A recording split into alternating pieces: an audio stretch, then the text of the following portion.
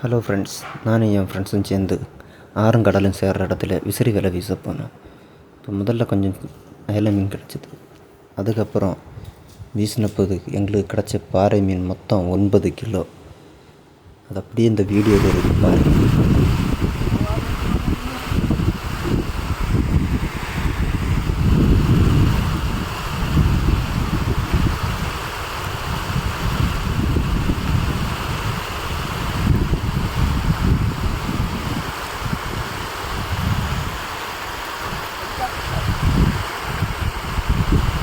கட்டா கட்டா ஆ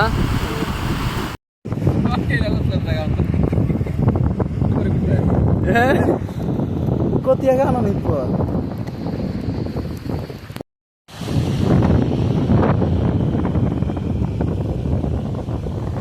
அம்மா போது